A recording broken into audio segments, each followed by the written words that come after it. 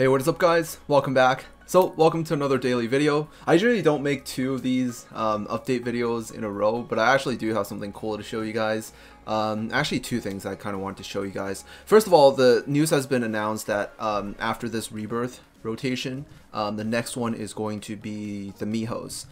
So we're going to be able to, like, the new players that don't have the Dark Mihos are going to be able to finally get the Dark Mihos, which is really, really nice because they, first of all, the Mihos have skill books, which means you can make them quite strong. They also have the Super Evolution, which basically gives them like Nat 5 like stats. Plus they're also aggressors, so it actually makes them like extremely powerful.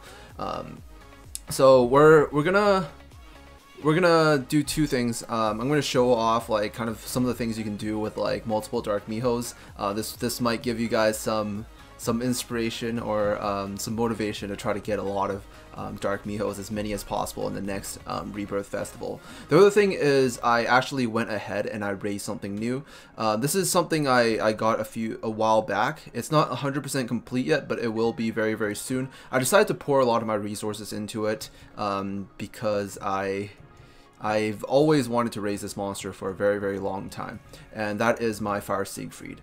He's currently Evil 2+2. I fed my 2 Water Siegfrieds into him, and he's going to be my farmer for a lot of various uses. This isn't going to be his final gem set. I just happen to have this gem set left over, but once I get him to Evil 3, I'm going to remove a lot of the other good crit rate gems over to him, so he can actually have a lot higher crit rate and, basically get 100% crit, and I can pair him up with a lot of other with my like other Fire Djinn, and then like my 3rd Fire Djinn. And this guy is going to be Evil 2+2 today, or maybe tomorrow, depending on how much dragons I farm, because I'm short one more Djinn to make him Evil 2+2. I'm not going to gleam this guy. I'm just going to wait until I have enough Djinns eventually to make him Evil 3, and then after that I'll probably work on another Djinn.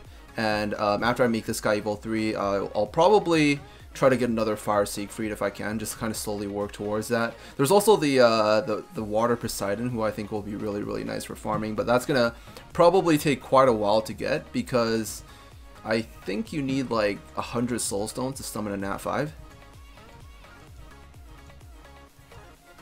Alright, this is gonna take a while. Alright, this is gonna take a long while to like get this guy to Evil 3. But yeah, I was thinking of like trying to put together a really, really good farming team that I can use for multiple stages. Mostly like fire and wood stage because they're all fire monsters. But there's the advantage to Fire Siegfried's like elemental edge. He's actually able to farm a lot of various stages. He's good in farming all stages because of the elemental edge, but because of his very, very high attack, he's actually still very effective in like wood stages, even though his second skill really technically doesn't really provide any benefits. I still think it actually is pretty nice because he has a base of 4k attack at Evil 3. So we're gonna do like a run with my Djinns and Fire Siegfrieds. Now this is this actually isn't on Slumbering City. Oh wait, I've been farming with the wrong team. I think I was supposed to use my my Mona for this. My team isn't exactly perfect yet. Well, it's very, very close. Once I get my Djinn to Evil 2+2, he'll be a lot more stable. But right now, the only one that can basically always guarantee get a full bar on turn 1 is my first Fire Djinn with the Siphon set. So I basically, like, sometimes, like, a lot of these monsters have attack down. So if they put attack down on my Fire Djinn after his first turn, there's a chance that I'm not able to clear the whole entire wave. And even if my second Djinn gets a full bar, he doesn't have enough damage to clear the whole entire wave as well. But I think it's fine for Slumbering City because all they do is they don't do any CC. All they do is they put attack down. So even if they attack down my first Fire Djinn, as long as one of my other units also have a bar, the 2 of them together is able to basically clear the whole entire wave, no problem. So I think that's one of the good things. The other thing is I actually was trying to use them for farming in Aurora Plateau. But I'm probably going to have to get him to Evil 3 and this Djinn to Evil 3 as well before I can efficiently do that. As you can see, the runtime is 43 seconds because of its longer animation time. Both the Siegfrieds and Monas actually have pretty slow animation compared to the Jins. The Jins have like really fast animation. They have I think it's 3.3 seconds. If you turn the speed to +1 for them to do their like big AoE move where they raise that fireball in the air and throw it down, it takes 3.3 seconds. But for the Siegfrieds to actually do their like full AoE animation, I think it takes like I can't remember the exact number, but it takes over 5 seconds in order for him to complete his animation, which if you do that for 2 waves, that's like 2 seconds per wave, and then you do that and that adds like 4 seconds onto the runtime. And depending on like, you know, the animation zoom, sometimes if every single wave there's like an animation zoom, then the animation zoom actually multiplies the animation time by even more, which you know, gives me the result of 43 seconds. So for farming, I would not say that Fire Siegfried is at the highest tier. I think that definitely like the most optimal team that I would use for farming, especially in lower stages, is I would just have 4 Fire Gens, because all of them would have animation time of 3.3, and they are always guaranteed to get a full bar because their first skill's morale boost actually is like a siphon set, but instead of siphoning only 30% of the damage, it actually siphons 100% of the damage. So a lot of times the Jins are able to get their bars full. Like they're basically one of the, not one of the, in my personal opinion, I think the Jins in most stages, in most areas of the game, they are the most efficient farmers out of any monster in the game because of their fast animation and their guaranteed, well not guaranteed, but like you know, they can do less damage and still have a full bar. And then their second skill also has Predator, which you know, if you do use Predator and do more damage, do more AoE damage, first of all you can clear the wave. Second of all, if you have a siphon set on, you're able to, you know, siphon all of the you're able to turn all the damage into SP, and you're able to get a full bar. So that's one of the good things about Fire Jin. But the other thing, the reason why I think Fire Siegfried is still worth is because he's actually able to farm a lot of stages. He's able to farm the gold stage, and actually I've been trying this experiment of farming this stage. This stage is all wood, and it actually has, I think it has slightly more gold gain than Slumbering City on the gold stage. But the problem is, like, these monsters actually do have a chance to kill some of my monsters, so it's not exactly 100% safe. And I'll also need another Fire Nuker, possibly on Siphon, in order to make this effective. My Succubus isn't on Siphon. What I'm going to do is... I'm not too sure. Maybe I can raise like a Fire Radis and temporarily use them. But yeah, this stage is actually pretty good for farming with Jins and also with Siegfrieds. I think Jins are probably better on this stage, but the good thing about Siegfried is, you know, even though his elemental edge has no effect on these guys, he has a base attack, like because he's a nat 5, he has a base attack of 4k. So, or not just because he's a nat 5. A lot of other nat 5s don't have a base attack of 4k, but he has the highest, you know, base attack in the game. So with him just, like, you know, having the fire element advantage, I can't even talk right now, against the wood, he already has that bonus damage. He doesn't really need any you know, like Predator or anything added on top. He already does a shit ton of damage to the wood units. So that's one of the good things. I'm not able to kill any of them with only one AoE, so I need to make sure that multiple units get their bars full. So kind of the only ways I can do this is, like, there's really only 2 units I can use that's like fire and can guarantee a full bar, and that's only like Jin and Siegfried. I either need to farm more dragons, get more Jins, or get more Siegfrieds, you know. That's kind of the only way to do it, but the Siegfried will definitely take a while to build and farm up. So you can actually farm this stage pretty well. It's like 49 seconds, which isn't too bad. I had to use 2 attacks to clear the first wave, which kind of added like a 5-second extra time onto the run. That's kind of bad. But there's also this stage. This stage isn't too good for farming because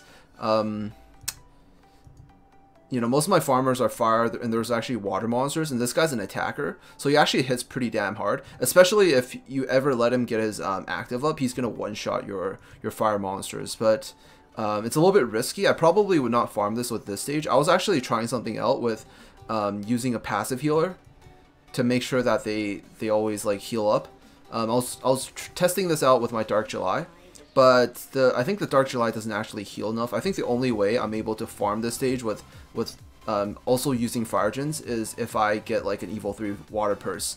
I think only an Evil 3 Water Purse, like on a triple HP life set, would be able to heal enough to basically make sure their HP is always full. And if they're like Evil 3, like Evil 3 level 60, the Tauruses don't actually have enough damage to one-shot the Djinns. So every turn I can basically heal back with a Water Persephone. And as long as I don't drag the fight on long enough where he actually gets his active up, I'll basically still be able to win. So basically I just have to, before the third turn, he has to die, or I have to clear the wave in order for me to farm the stage with fire monsters. Or else I'm going to have to farm the stage with, you know, different element monsters besides this.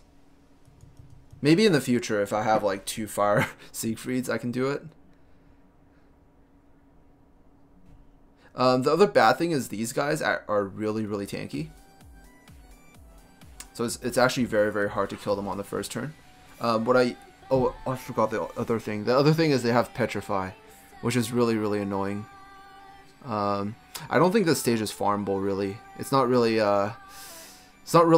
anything I can speed farm with my current units. And it's also very high risk, because some of them can actually die.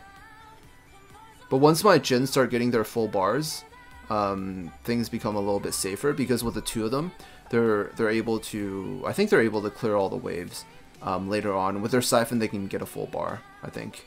Even the Tauruses, because they're attackers, they're not too tanky. Oh shit, they lived. Well, that was awkward. I think I need to get this guy to Evil 3. It's kind of the only way I can do this. It's just that he's not Evil 3.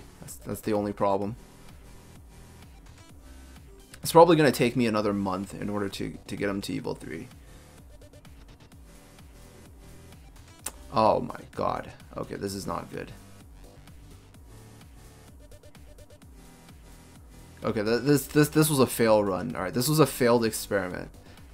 But I was just thinking that maybe if I had like an Evil 3 Water Purse with these 2, the Water Purse like on a life set with like triple HP and maybe some HP, like flat HP substats, would be able to heal enough that the Djinns like get a full bar, or not get a full bar, but heal back to their like max HP. If I use like a Water Purse, like an Evil 3 Water Purse, I might be able to do that. But that would mean I had to sacrifice my my Fire Purse and my Wood Purse. I use the Wood Purse a lot for TOC. I kind of don't want to feed her. The Fire Purse I use for Golems. But there's actually another team that I'm actually trying to start building now. It's with the, if you guys saw the daily video, I think it wasn't a spotlight. I just did some tests. I was using a friend's light Radis to do Golems B10. I think it's actually possible. Well, not possible, but it's effective, and I've seen people do it. They're able to farm this stage with like multiple light Radises. Someone actually whispered me, or not whispered me, they PM'd me on Discord and showed me their team of how they can, like, you know, do Golems B10 in like under a minute, which is really, really amazing. But I'll probably need to, you know, like get my Radises like all on like Siphon with a lot of really good gems, and also like fully max skilled or something in order for me to be able to do that. And then before then, I can't really feed away my Fire Purse, because she's kind of the only thing I'm using to farm Golems B10. If I lose her, my B10 time will go down quite a lot. So I don't want to feed her away now in order to make a Evil 3 Water Purse. But I think now I can, you know, since I no longer need her, I think I can actually raise a Water Purse to Evil 3 instead. But I'm currently completely out of gleams because I completely ran out of gleams because I raised my Siegfried. Alright, so that's the first part. The second part is I actually wanted to show you guys like what you can do with multiple Dark Mihos, because Dark Mihos are like this was a thing I did a long time ago. It was kind of how I got to Heroes 1 the first time after they changed the update. I ran a team, like, look at this shit. It's like, I thought this would make people salty. Like, this would make people way saltier. Like, 2 Dark Purse. That is, like, what in the actual fuck? Like, what type of sorcery is this? Yeah, when I first got to Heroes 1, I actually did a team where I used Dark Cupid. I ran 3 Dark Mihos and I hid like a Dark Sea Star, and that was my team, and I was able to climb to Heroes 1 back then. And I also used the team in offense as well. Like, I didn't have an offense team or defense team. I just had like one team for PvP, and it was basically just my Dark Cupid and 3 Dark Mihos, and they work amazingly, actually. Like, just I think my other 2 Dark Mihos don't have very good gems, but like one of them do. So like you can actually do quite a lot with like just with Dark Mihos. Like, so it's really nice because you'll be able to do a lot in PvP if you have a few well-gemmed Dark Mihos. 2 of my Mihos are on Intuition, one of them's on Ruin. One of them has very high resist, but the other 2 have like kind of shitty resist. I wouldn't say super low, but like not exactly the best. And the good thing about like running a lot of Dark Mihos is you can auto a lot of teams because they're aggressors. So it's even if they have high threat units like this Light Medusa, you can allow the Medusa to like hit you for a turn, and you really won't take like too much damage. And the only thing you really need on your Mihos is just a lot of resist. If you have a lot of resist, you can beat like 90% of all defenses with just like 3 Dark Mihos. I'll do another team later without the Dark Cupid because you might think the Dark Cupid is really OP. There's another unit that I actually use with my Dark Mihos that actually is pretty good, and that's the Dark Yaksha. Sometimes for my auto teams, especially in like TLC, I do that as well. Well, the Dark Yaksha is also a you know, it's also a light dark monster that you have to summon from a light dark egg. But there's a replacement that you can use for the Dark Yaksha, and that's on the last map. And it's actually a farmable monster, and that's the Wood Mammoth. The Wood Mammoth has a passive heal, like a unique passive heal, similar to the Dark Yaksha, where it heals for 10% of the allies' max HP. So every time that the unit's actually healing, it's going to be able to, you know, basically, you know, like heal 10% of the allies' HP, which basically makes like a you know, it heals more than like if you were using like a Water Purse healing a Miho. Actually, maybe an Evo 3 Water Purse on life might heal a Miho on triple HP, like triple HP crit for more. But like a Miho built on triple HP, or not triple HP, like a Water Purse healing a double HP crit Miho might heal for more. But the percent heal, the ones that scale with like allies max HP, it would heal more if you use a monster like that. So I'm gonna actually, oh yeah, I forgot. The other really cool thing is the Mihos actually have a resist lead. So that's also, it makes them a lot stronger in PvP as well, because especially if you don't have like the perfect gems, if you just use them with a resist lead, they actually have quite a lot higher resistance. Since they're light and dark units, they don't have a lot of resist, but they're dark units, so they actually have that crit damage. So it's actually useful to them as well. Like they have no wasted stats, so the Mihos actually have very nice stats. With them being dark, being aggressors, and also their natural stat distribution is actually really good. I actually sometimes pair them up with Dark Yaksha, who has a unique passive heal, which heals for allies 10% of allies' HP. There's a monster that can actually replace her, and I think it's actually better, but I haven't really gone around or had the time to farm that monster, and that's a monster you can only get on the last continent in hard mode, and that's the Wood Mammoth, who actually has an adrenaline of the same type and also has a defense down. You can actually pair this up with the Dark Miho, and it would heal quite a lot each turn. So I'm gonna use the Dark Yaksha, and I'm gonna throw in my 2 Dark Mihos. Then we'll auto this guy. And there's also another monster that I think would work really well with the Dark Mihos, and it's also another monster that's coming out for Rebirth, and that's the Dark Birdie. Because the Dark Birdie, he's got an HP lead, and he's also got aggression on his first skill. So he's kind of similar to a Dark Cupid in a sense, But the Dark Cupid is still superior because the Dark Cupid has the shield, which makes him like the shield is extremely OP. But I think the Birdie can actually do the same job as well, like as if I was using the Cupid along with the 3 Dark Mihos.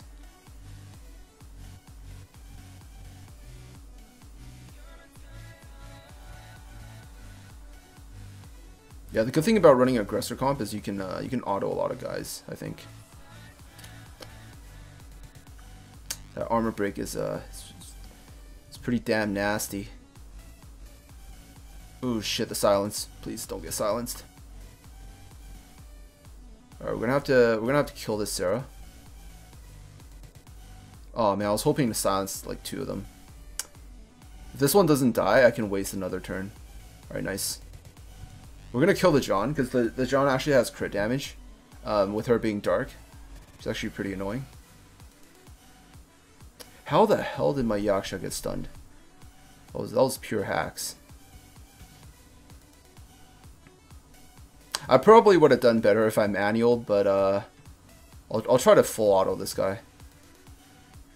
Okay, I don't think I can full auto. I'm gonna have to do a basic attack with my Yaksha to heal, or else somebody's gonna die.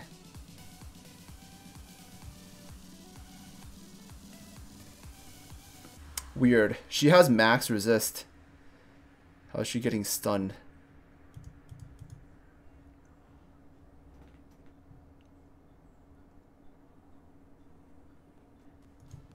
Alright, this should kill her. Oh wow, she is tanky, but I did silence her, so that's pretty good.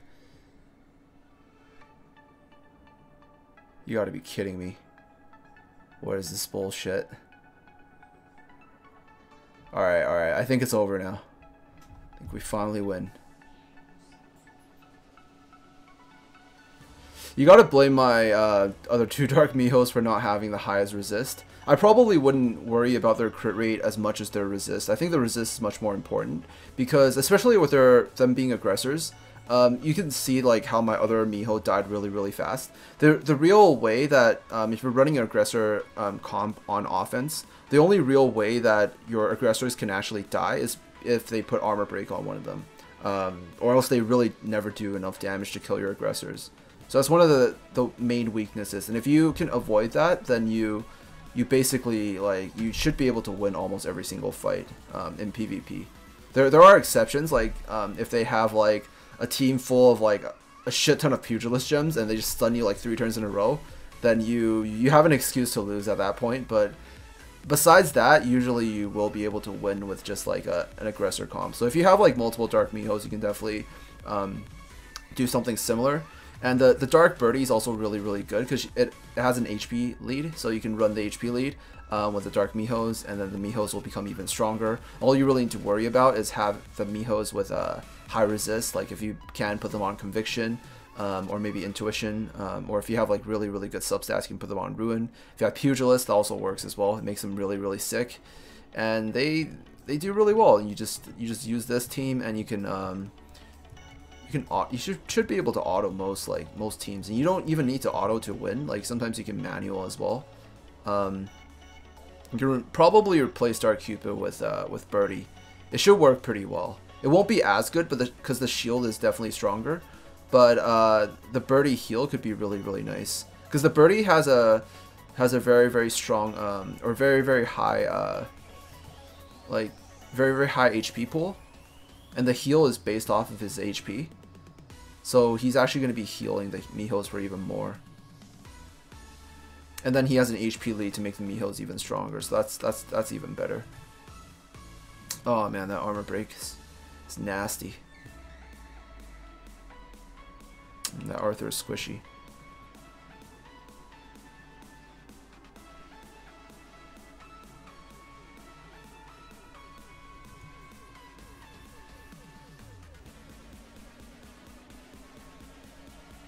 Yeah, and this is pretty much how I like climbed to Heroes 1 the first time, just with a team like this. So I think if you next Rebirth Fest, if you grab a few Dark Mihos and grab at least 1 Dark Birdie, you should be able to do something similar. We're probably gonna see a lot of these comps in the PvP now. I don't know if I can find any with like multiple aggressors. There's also counters to these. The counter to these comps is actually the counter to these comps is you run aggressors and you just out aggressor them. That's it. It's pretty dumb, but that's pretty much it. But yeah, that is all. That is all for actually no. There's actually other things you can do with Dark Mihos. I'm not done yet. I'm not close. All right, so this is a team I was actually using for Golem's B10. It's not the best team for Golem's B10. I think I was using this before the update, before the change to the resistance of the Golem. The Golem used to have less HP, like it used to have less stats, but it had like much higher resistance. So it was actually very hard to land like armor break or sap on him in the past. But you're able to basically use aggressors to beat the Golem, and this was a team I used before the Golem changed. Nowadays it's much better to use sap because they lowered his resistance, so you can actually land sap. It used to be very hard to land a single sap on the Golem because he had almost max resist, like he had like 70% resist or some crazy shit like that. But I was running something like this. I mostly ran the Succubus because she had a HP lead, and I just really wanted an HP lead to make the Mihos hit even harder. And this was like a pretty fast team. It was like under I'm not sure if it was under 2 minutes. I think it was under 2 minutes. It was like 2 minutes and 10 seconds or something like that, if I remember correctly. And it was actually 100% stable as well. It was like a no heal team. But you could probably do something with similar with like the Depardieu as well. So if you like only want to raise one team, you can use that same team for PvP offense, defense. And you can use it for golems, and you can use it for a lot of other things as well. I'll show you later.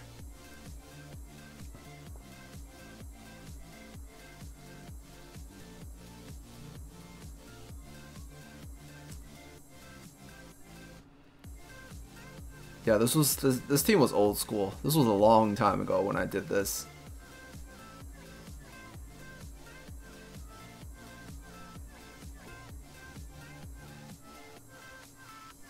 The coolest thing is like if you can like super evolve multiple Dark Mihos, it would literally be the strongest comp. Like right now, I think one of the strongest comps is you run an HP lead, and then you run a Dark Cupid lead, and you just run like 5 Dark Mihos, like all super evolved. I think that would beat everything.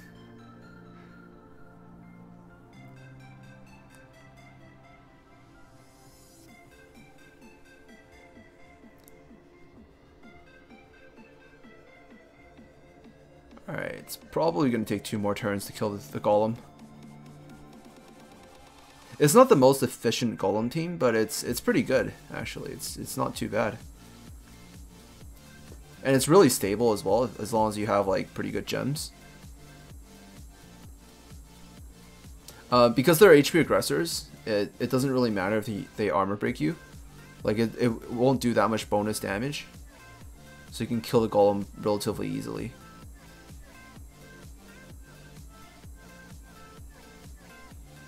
It was like 2 minutes and 10 seconds. Yeah, that was pretty much it. It's not an under 2 minute team, but it's actually pretty good. And it was actually better before they made the changes to the Golems, because the Golems used to have less HP but really high resistance. So I didn't need to rely on any, like I didn't need to really even need to rely on the Succubus to armor break. I just basically like bruiser down the Golem. It was really straightforward. So another cool thing you can do with the Dark Miho is you can actually use them to auto Dragon's B7, and this is something I've been doing because I haven't really had like all the time to completely manual B10, and I get a lot of Dragon Sigils each week. So I've been using a team like this. I think you can definitely replace Cupid with Birdie. You know, it would probably work. And you just, because I just needed a little bit of sustain. I was able to do this with a Yaksha as well. So if you have like a Wood Mammoth, you can probably do it, but I would recommend an HP lead, so I think the Birdie might be better, because the HP lead is better for HP aggressors, since they're all HP aggressors, and they all, you know, HP lead makes them tankier, and as well as do more damage, so it's not, using a crit damage lead isn't as good.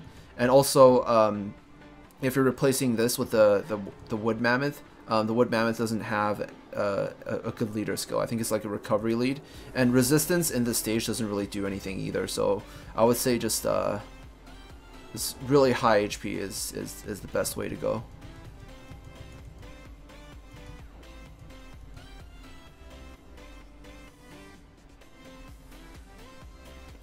It's not 100% stable, I can't say, but like it's about like 99% stable.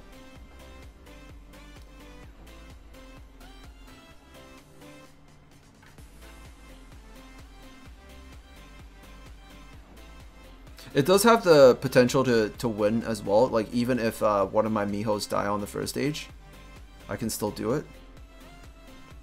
But I just need like a little bit of heal. A little bit of heal to sustain the Mihos. So I think a birdie can definitely do that job. Because at most, the birdie can do like a 40% heal of his own max HP, which will heal more than the Mihos. Because the birdie has a higher HP pool. And you can actually, what you can do with the dark birdie is you can gem him up with triple HP instead of crit rate double HP. And then you just basically try to get him to like maybe, you know, like at least 40% crit through substats. And then like, you know, like maybe like possibly like 50-60% resist. I think that would be pretty good. Since he's going to be the tankiest one, like even if they armor break him, and with his like, he has a pretty low armor pool, but he has pretty low base armor, but he has really high base HP. So even if they armor break him, it's not the end of the world. You just don't want him to get CC'd too much if you run the Dark Birdie on defense. So you can actually go with you know, you can just go with a like probably an intuition set or a conviction set to like kind of boost the HP up, or not the HP, the resist or the crit rate up a little bit, like from the set bonus with the substats, and then you just gem him like triple HP, so he actually heals more and heals the Mihos for a lot. But I think ideally it would be best if you like had him on a life set with like really good substats. That would like be the best for the Dark Birdie. So you can actually auto this dragon stage with like 3 Dark Mihos as well. So yeah, I definitely do recommend grabbing a lot of these. All my Mihos are max skilled. If you're really curious to how I gem them up, I guess I'll show them, because I'm probably gonna get asked. How did you gem your Dark Mihos? This one's only got 22% resist, but it's got 97% crit. So it's pretty good. Like this one's mostly for farming, not really for PvP. This one's the one I use the most for PvP because it has 76% resist and 90% crit. The thing about these Dark Aggressors is it's not that important to push their crit to 100%. Or yeah, you don't need to push their crit to 100%. It's more important that their resist is high enough so that they're not CC'd or like armor broken every other turn. This one only has 40% and it's on a ruin set. It only has 77% crit. This one I mostly use for farming as well. It's not really the best. I use this one more if I'm, say for example, farming certain stages where the units I'm hitting are like light, and then I need a little bit of dark damage, and I need like reliable dark damage. I would actually use this, and I would pair him up with someone with a crit lead, like a Anu or my Jin, and then my Anu has like a perfect leader skill which gives like 20% crit, and then you just add this up to like onto the 77%, which gives her like a 97% crit, which is definitely high enough for like most farming situations. And then if you're curious about my Cupid, this one's on a life set. I actually do have better life gems that I'm supposed to replace them with, because like some of these don't even have any resist. And they have like attack, which is completely useless for aggressors, especially with him being a healer. Like it has no use at all. But yeah, this guy's on life. This is on a conviction, and she's got like 84% resist. I don't know how she got stunned so many times in PvP. Like the resist it's fake. It's not real. It's just resist is a lie. All right, resist is a lie. But yeah, that's pretty much it. That's kind of something I wanted to show you guys. The other thing is I wanted to do some summons. I did promise yesterday that I will be popping my legendary eggs. So here we go. We're do our summons right now.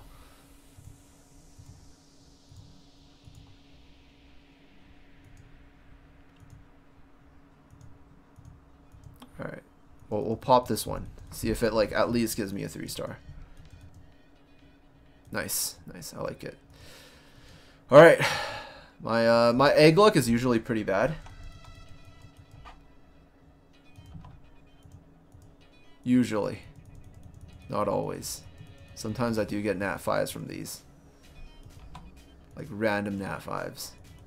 Like, give me a random nat 5 right now. All right, I don't feel it happening. Do you guys feel it?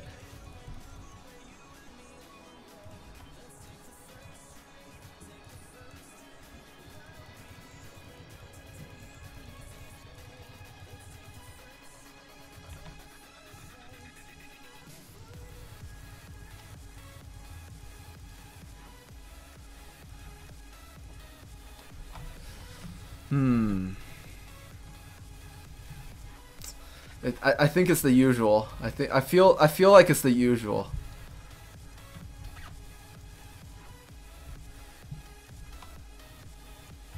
Come on, just one lightning maybe? Just one nat 4?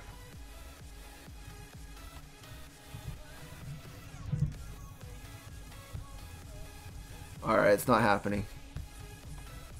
But maybe the legendary egg will give me a nat 5. How about it?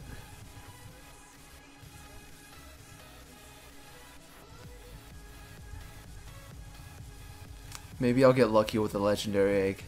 You never know, right? You never know.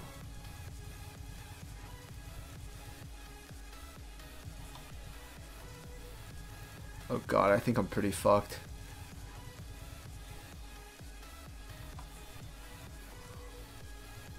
I think I'm really fucked. Oh, it's not happening.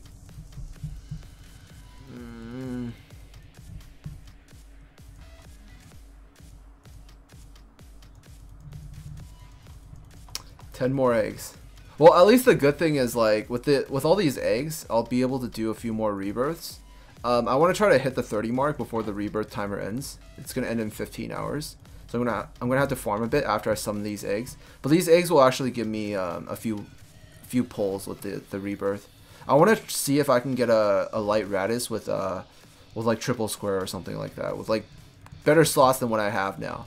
I have a few light radishes, and a few of them do have square slots, but I'm trying to see if I can get one with, like, you know, perfect slots or something like that.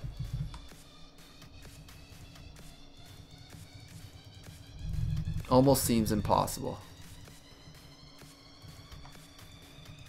Come on. Oh man, I went through 30 eggs, not a single 4-star. This is almost depressing.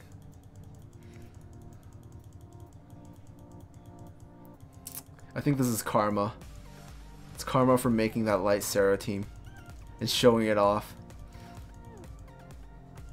to generate salt. This is definitely karma. Alright, last egg. Come on. And it's not happening. Alright, fuck you. How about I summon these eggs that are guaranteed to get me nat 4s? You can't fuck me now, can you? Can you imagine, like, you summon a legendary egg, and then out comes a nat 3. You're like, what the fuck is going on?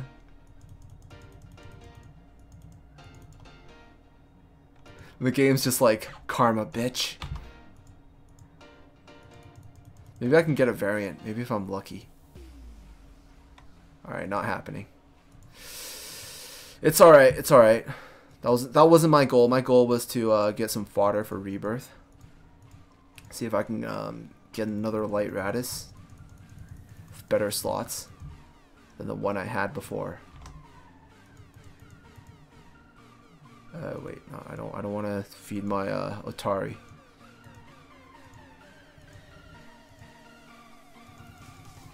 I don't really need to save anything right now. I'm not really aiming for fusion. I'm probably not gonna like start another fusion, like another Shiva fusion, unless I have three Shivas that I can feed and enough gleams to actually gleam them up. Or else there would really be no point in me raising another light Shiva. I don't even think Shiva's that top tier now. I think it's time to start moving away from the full late teams and go back to my origins of all dark Mihos after I super evolve everything.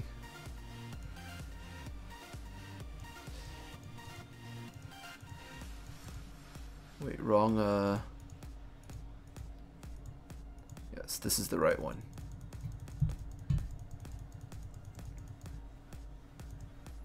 Man, today is just not my day.